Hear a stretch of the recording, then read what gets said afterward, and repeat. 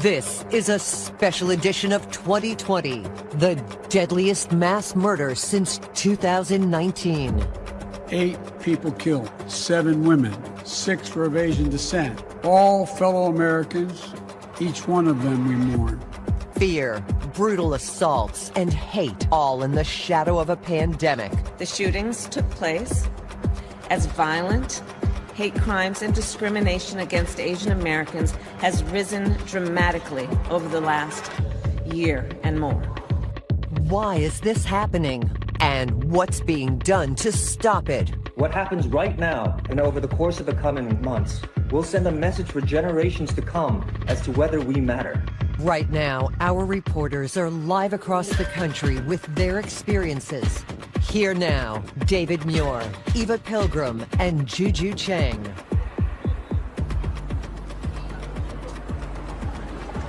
Good evening and welcome to a special edition of 2020, Murder in Atlanta. We come on the air tonight with a nation angry, on edge, and grieving over the wave of attacks against Asian Americans here in the U.S. Millions were stunned by a gunman's shooting rampage here in Atlanta, killing 8 people, 6 of Asian descent. Tonight we are learning more about those 8 victims. And Juju, we were all watching as President Biden and Vice President Harris came before the cameras in Atlanta late today after meeting with Asian American leaders, community leaders, in the wake of the shootings. The president calling the meetings heart-wrenching.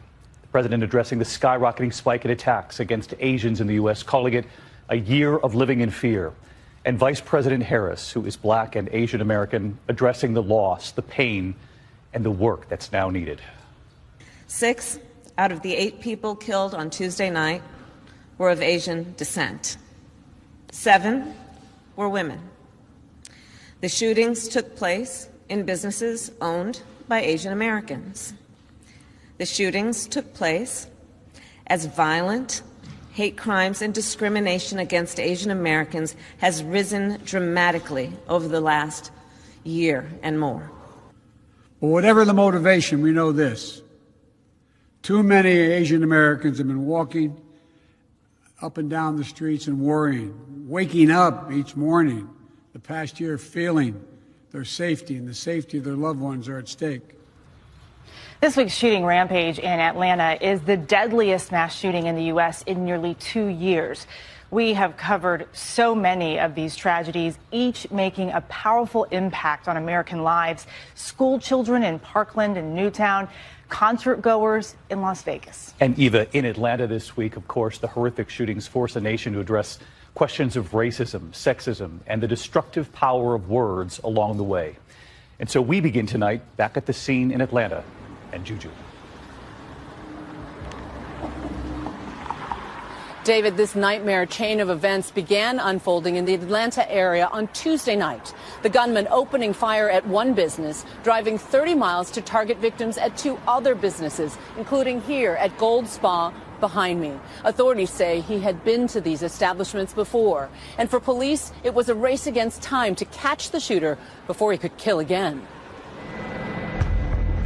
On a damp and dreary afternoon, terror and horror seizes the Atlanta area as a lone assailant launches an hours-long shooting rampage across multiple Asian-owned spas.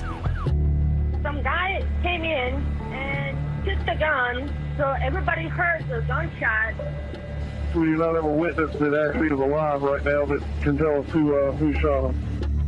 21-year-old Robert Aaron Long arrives at Young's Asian Massage Parlor in Ackworth, Georgia, 45 minutes north of the city. The man allegedly sits in his car for almost an hour. Then around 4:50, he enters Young's and opens fire. Police arriving within minutes, finding a massacre. Sounds like a... 4 are dead. Xiaojia Tan went by Emily. She was the owner of Young's and a licensed massage therapist. She would have turned 50 yesterday. Delana Ashley Yan was a 33-year-old mother of 2. She leaves behind a 13-year-old son and a baby born just 8 months ago. She'd been getting a couples massage with her husband Mario, who was in a separate room and was able to escape. Nos pone a pensar la familia que sufre, pues, y lo que deja todavía los niños que sufren por su mamá, su papá o que fallecen, no, eso no está bien. Justicia es lo que pido. Paul Andre Michaels, 54, of Atlanta. Daoya Feng, 44, whose address wasn't immediately known. A fifth person is in stable condition, 30-year-old Elcius Hernandez Ortiz of Ackworth. He was leaving the store next door to the spa and was hit. We never know when we're at the wrong place at the wrong time, and I feel like that's what happened with him. Police gathering evidence from nearby surveillance footage, posting the images online in hopes the public can identify the shooter. Long's father calls 911. I was there speaking with the family. They were very helpful in this apprehension. Almost an hour after the first shooting, 30 miles away, police respond to a call about a robbery at the Gold Spa. It's in an area with a strip club and other spas. We just heard numerous gunshots coming from across the street. Inside Gold Spa, officers find 3 women shot. One of them is Hyunjung Grant. She was quite literally the only thing that kept us running. As officers are tending to the dying victims, they're alerted to another shooting directly across the street at the 24-hour aromatherapy spa. Some ladies got hurt, I think, and everybody's scared, so they're hiding behind. But the ladies passed out. Inside, they find a Korean woman dead from a gunshot wound. The victims from the second and third shootings are Sunjung Park, age 74, Sunja Kim, age 69, and Young Ah-yu, age 63. There's so much we still don't know about many of these victims, their identities obscured, in part because of the complicated and highly racialized, even dangerous reality for some Asian women in America. So we need to make sure if we have any Asian spas, we need to be checking on them. Long's parents have also told authorities their son has a tracker app on his cell phone, and it's activated. Authorities locate Long traveling south on Interstate 75, disable his vehicle, arrest him.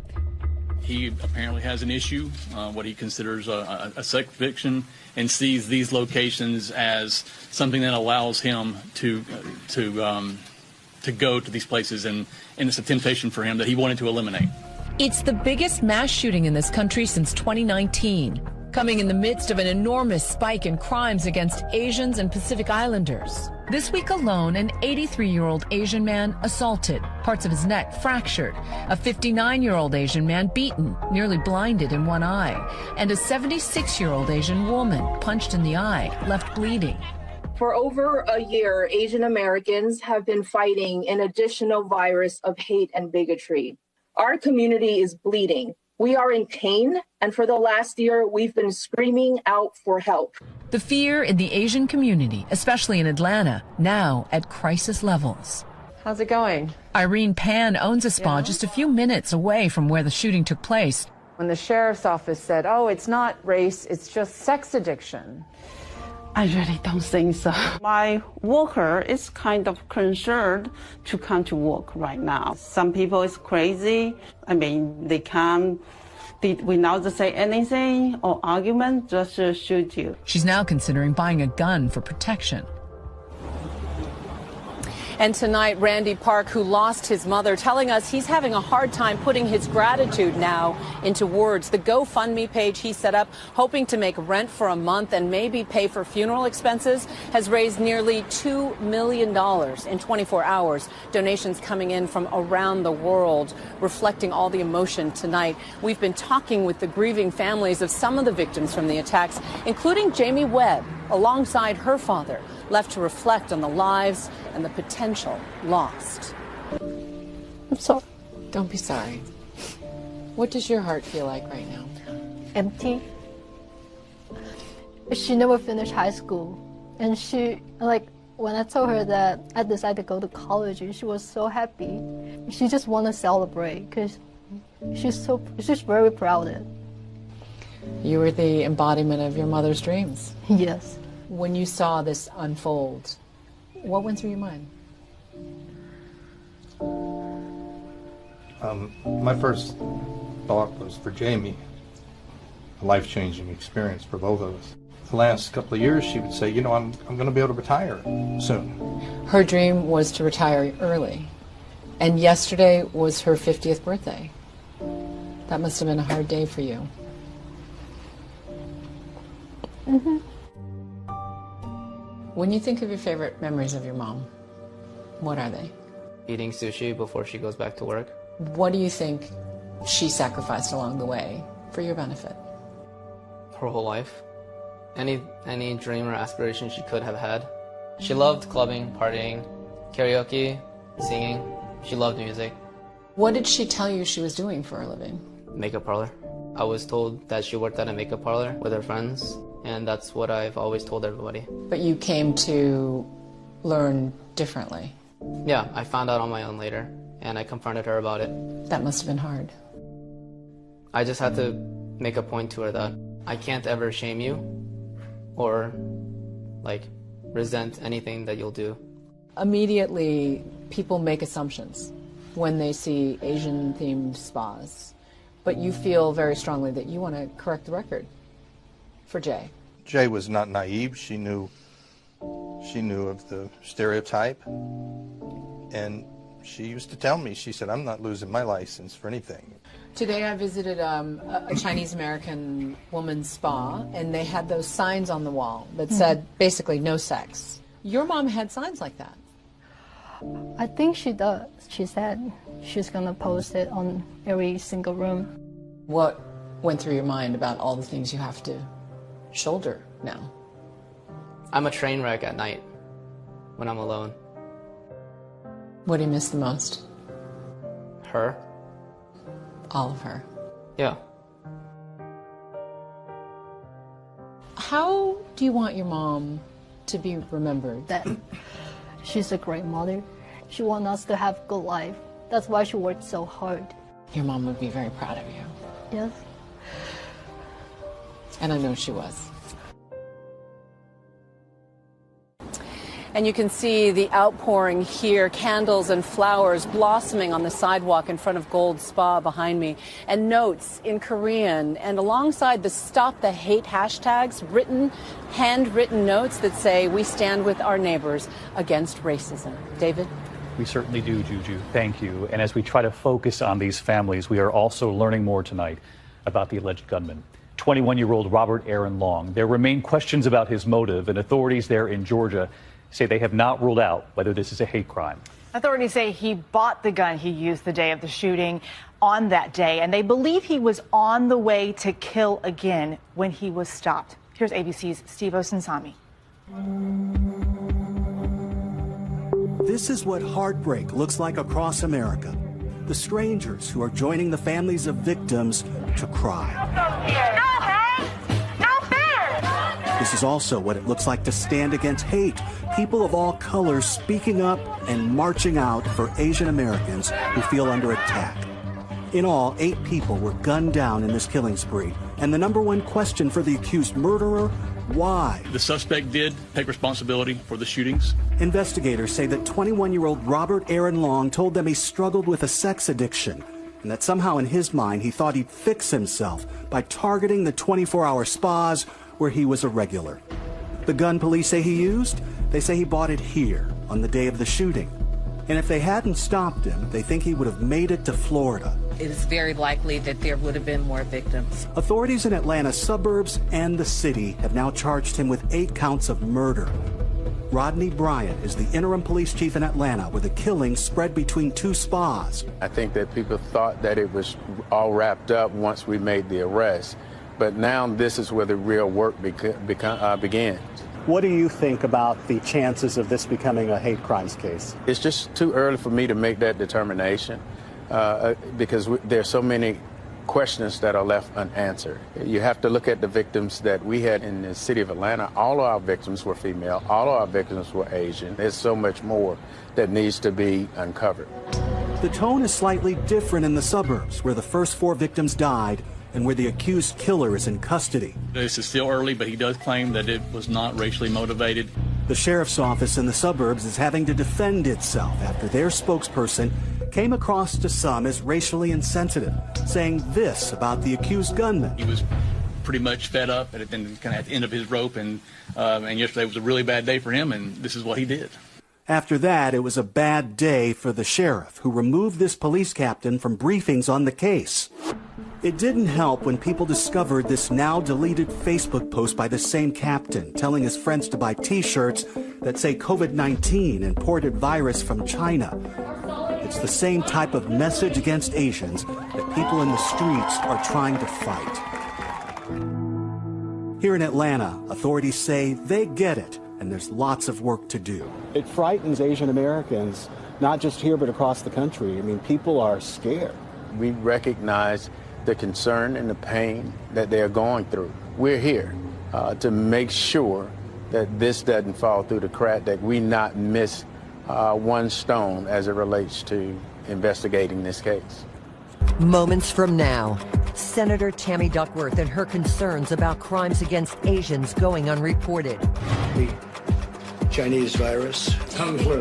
The Chinese virus. It's got all different names. Wuhan. How his racist words are linked to violence against the Asian community. Then, the on-court experience that made basketball star Jeremy Lin speak out. He joins us with his story.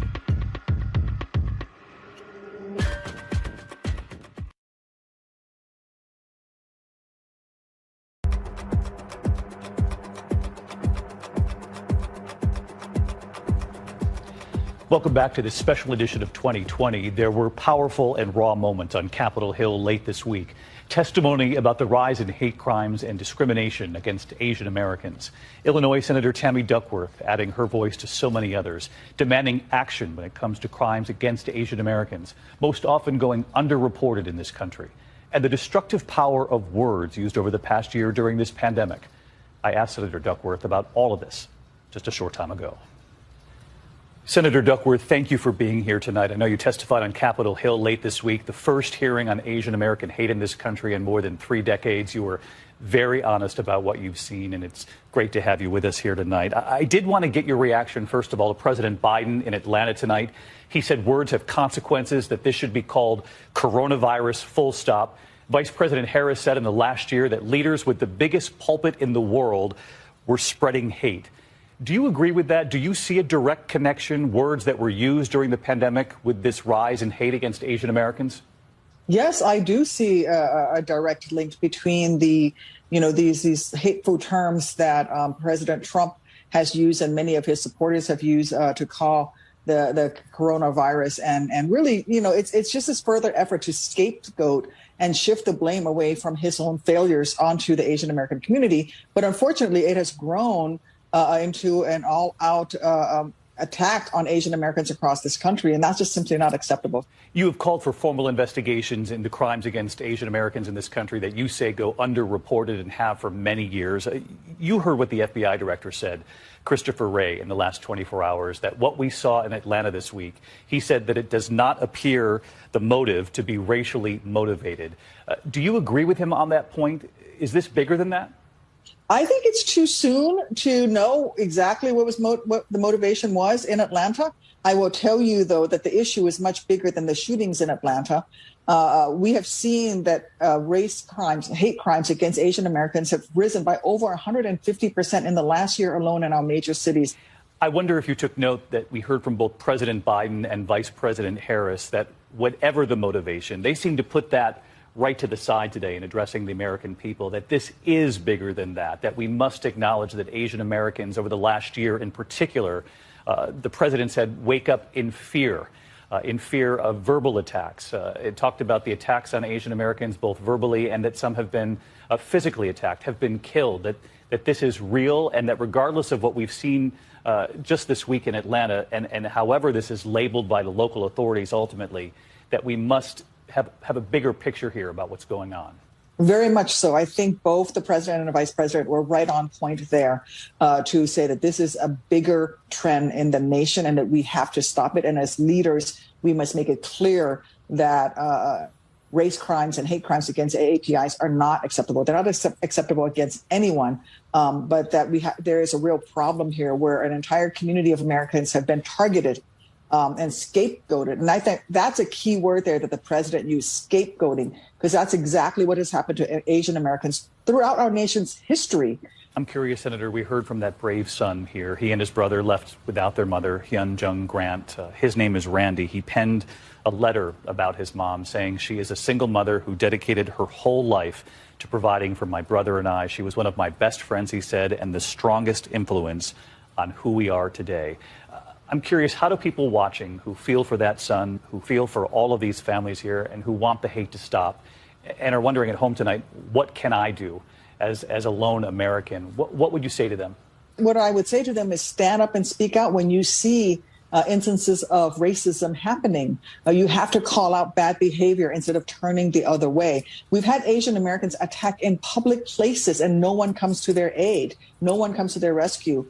It happens on a daily basis. Somebody makes racist comments in a grocery store. My own mother, when she goes grocery shopping, sometimes has to endure racist comments, from other shoppers. And the people around them may hear but say nothing. So, every individual can make a difference. You can teach your children that these are racist terms and this is not acceptable. You can model the best behavior and call it out when you see it happening, because it's happening all over the country.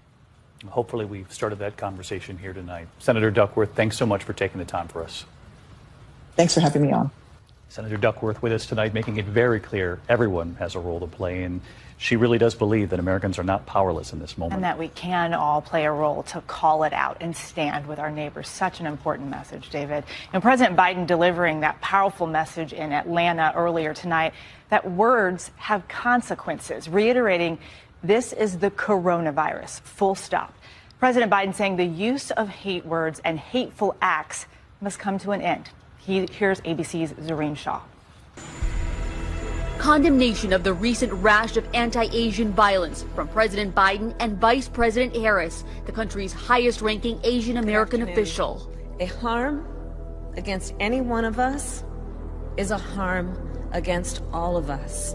Saying hateful words and deeds against fellow Americans must stop. We cannot be complicit. We have to speak out. We have to act. A call for action during the nationwide rise in COVID-fueled attacks on Asian Americans. Videos like this sparking outrage. The senseless death of 84-year-old Thai immigrant Vichar Ratanapaukti, knocked to the ground while on his morning walk, spurring many to stand up against anti-Asian hate. Seeing these elderly Asians just being attacked viciously, I really was paralyzed. Actress Olivia Munn says her friend's mom was attacked, captured by surveillance cameras. We've been hearing about these attacks for a long time, and especially during the last year when the pandemic was weaponized against Asian Americans. While not all attacks have been physical, the weaponry of xenophobic words can cut just as deep.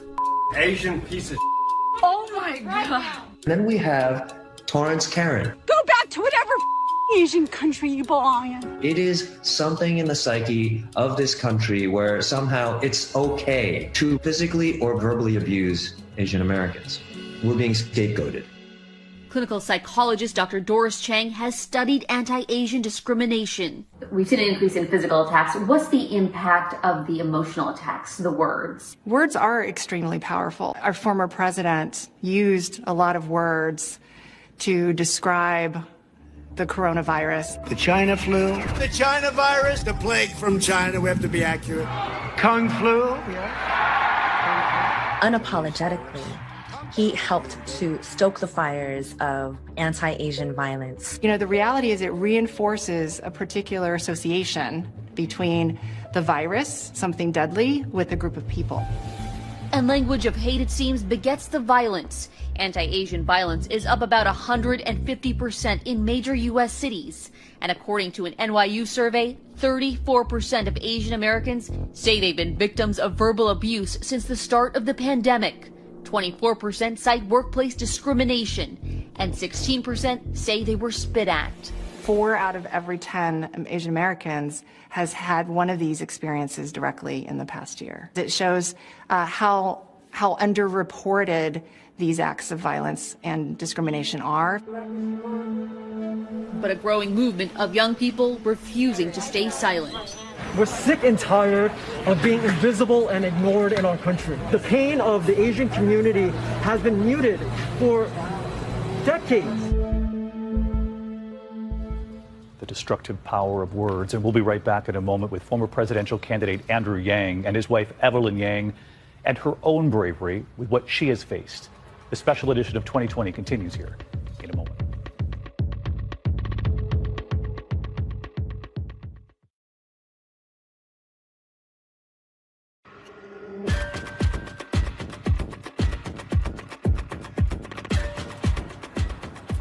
And welcome back to our 2020 special, Murder in Atlanta. Former presidential candidate and current New York mayoral candidate Andrew Yang is also addressing the mass shooting in Atlanta and the rise in Asian American attacks across the country.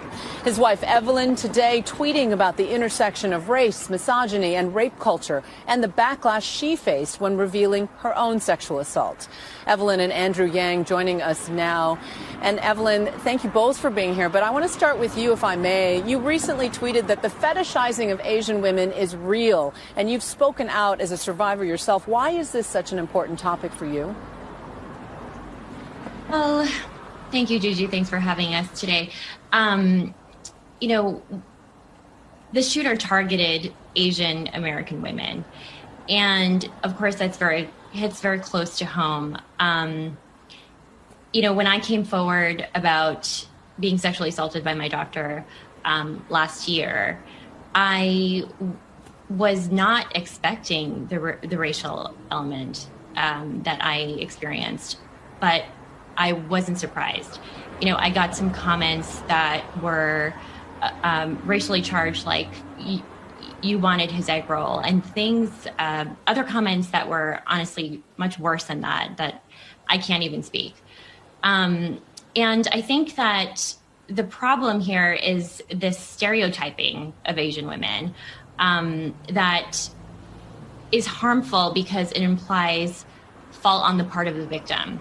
So Asian women are either too submissive and too much of a pushover that we somehow let it happen, or that we're hypersexualized and we were asking for it. You know, these are two just very toxic, obviously, elements to these stereotypes, but they're also barriers to Asian women coming forward about sexual assault when, you know, culturally it's also less likely that Asian American women come forward to begin with. And I think when you look at... Right. I know you both have fought against the cultural tendency towards silence. Andrew, you have been such a staunch ally for your wife throughout her ordeal. How can men be allies in this fight? Well, men have to speak up when we see something in terms of misogyny or mistreatment of women. And certainly if there's a woman in our life that is being subject to some form of abuse or harassment. And I have to say that men are around other men, and we can do more. We have to be able to look out for the women in our lives and really the people in our community more than is happening in many environments right now. And yet, Evelyn, you also have spoken out about experiencing COVID racism firsthand. What did you mean by that? So I think like many Asians in the last year, we've experienced belittling just on the street. You know, my first brush with COVID-related racism was a comment by a woman who said something to me along the lines of, "Stay away from me, I don't want your diseases." And I think what was most disturbing about that encounter was that it was in broad daylight. She said it in front of her friend, like it was completely acceptable. When it's not. Right. And I think that this speaks to the normalization of what's happening within our community, which is the dehumanization of Asian Americans. Right. And even Andrew, in the 10 seconds we have left, what can the Asian American community do to rally around this issue and stop the hate? The first thing we have to do is let people know that this is happening, this is real, it's getting stronger, it's getting more dangerous. And even now, Juju, a lot of these incidents are not reported. We have to change that. Thank you for being part of the change, Andrew and Evelyn Yang. Thanks for being with us. David? Juju, thank you, and to the Yangs. And when we come back tonight, Asian Americans from every corner of this country, in their own words, on the hurt caused by stereotypes and why we can no longer look the other way. And former NBA star Jeremy Lin speaking out and sometimes worrying he's saying too much. But the moment is here, and he's not about to stop now. We'll be right back.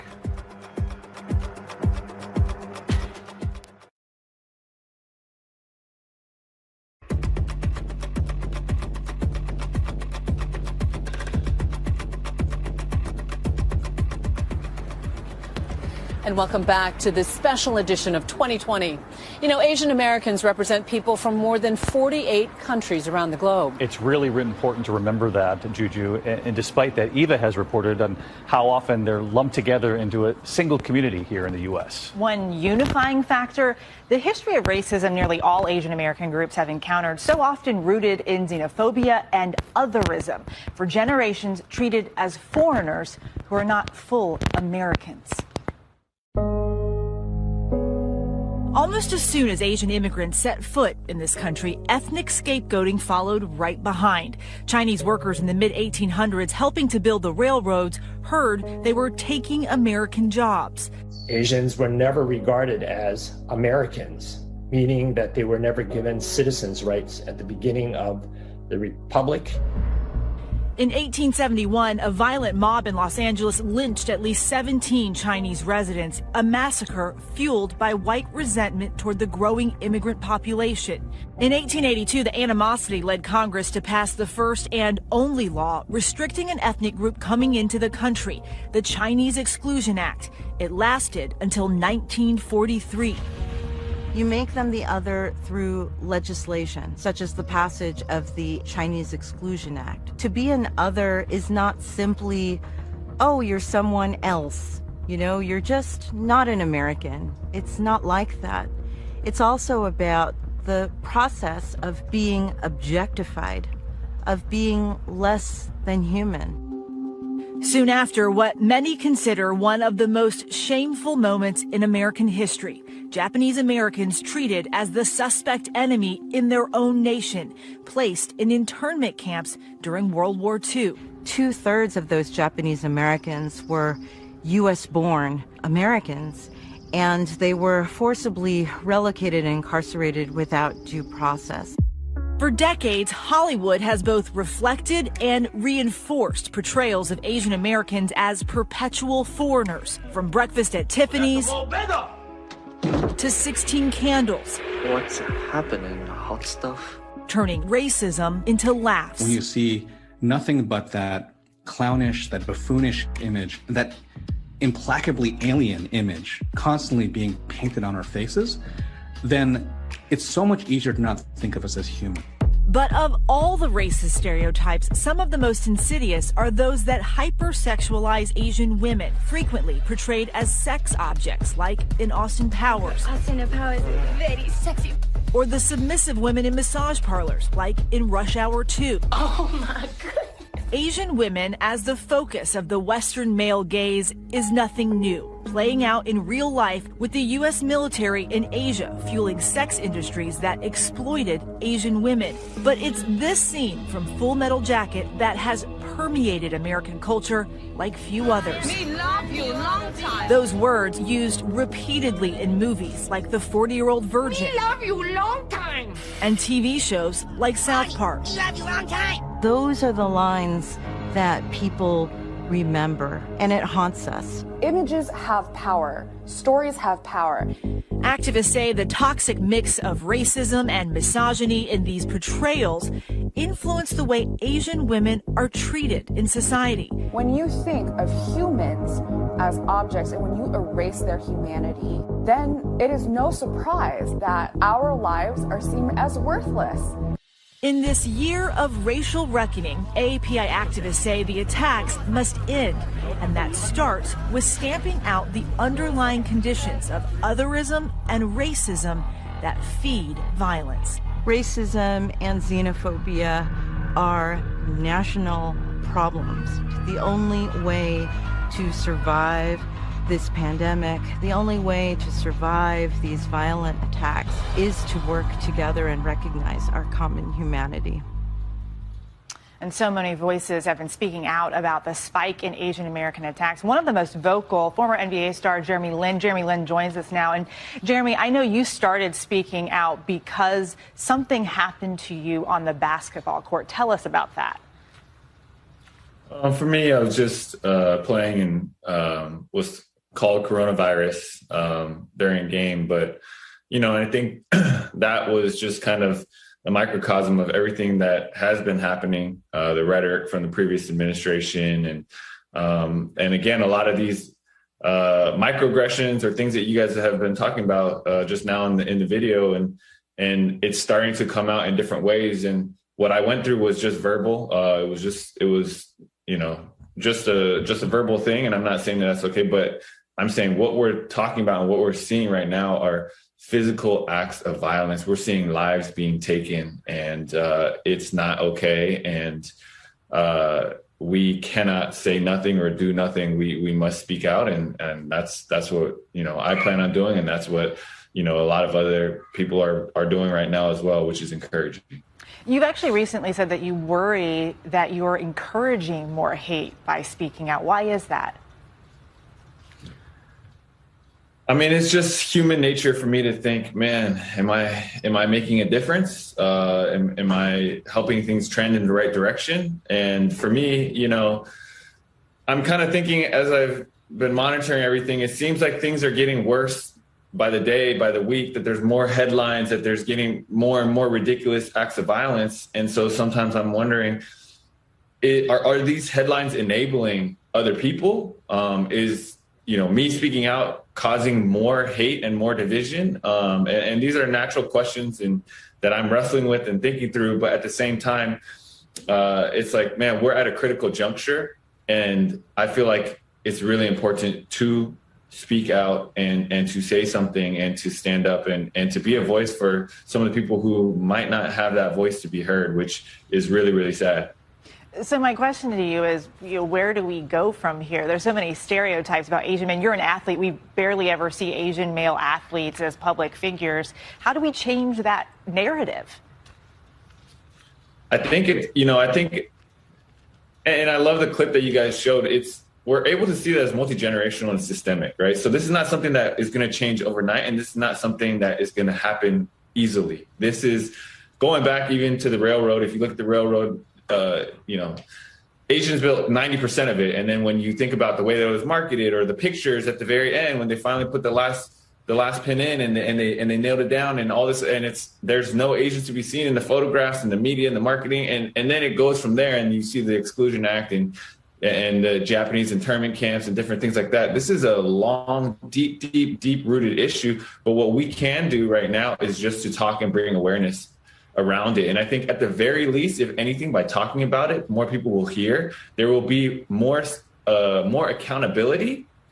And I think naming and having the issue be upfront in conversation is the start of it. And then it's going to be on policymakers and different things going forward. But at the very least, that's where we can start right now.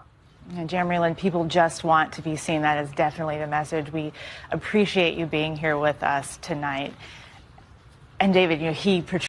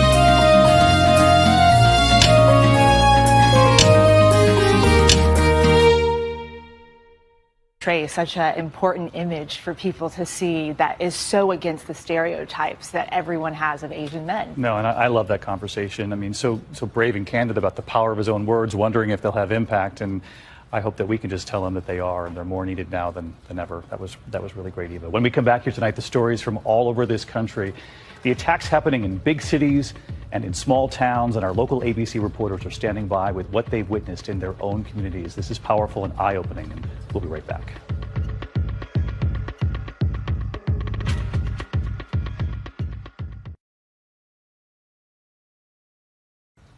The rise in Asian American attacks making headlines across the country. Communities from New York to Oakland and San Francisco. Of course, the big cities and the small towns all across this country, every incident raising the level of fear and anger, not just in the Asian American community, but really everywhere. And we want to bring in our reporters from some of our ABC stations across the country, beginning with Safan Kim from WABC here in New York. And Safan, we watch your reporting on a daily basis. And I know that you've reported so often on how difficult it is to actually prosecute hate crimes.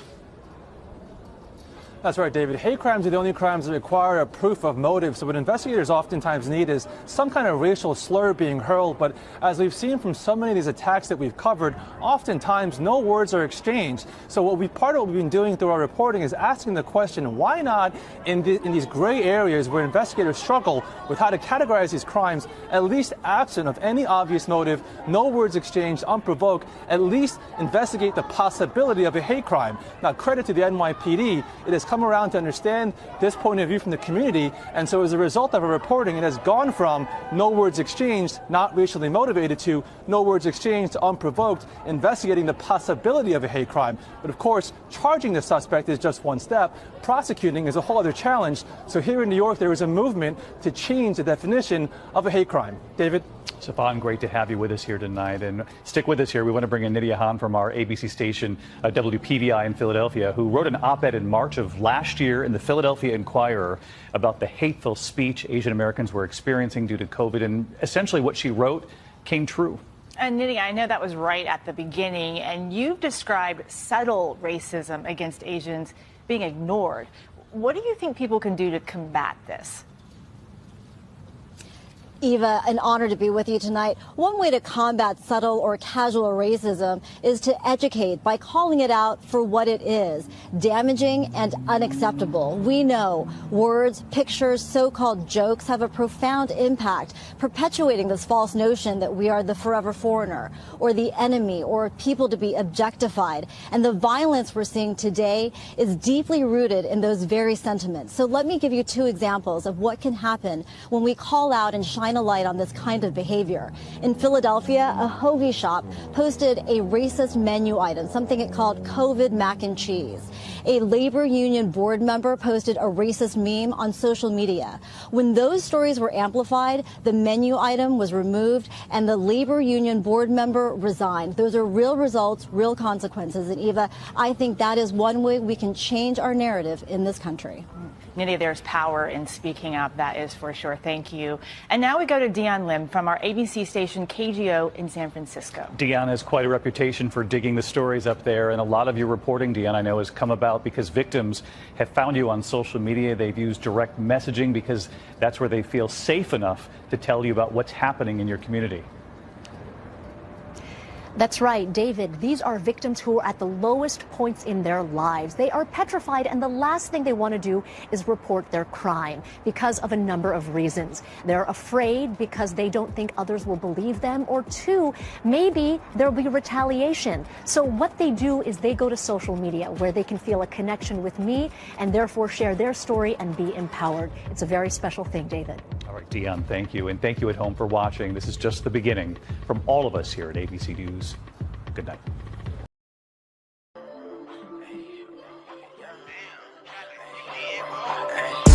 Nigga from the 9-1, switch that over, that's the young blonde. I was at the West Coast, now I'm in the East Coast. Saw you when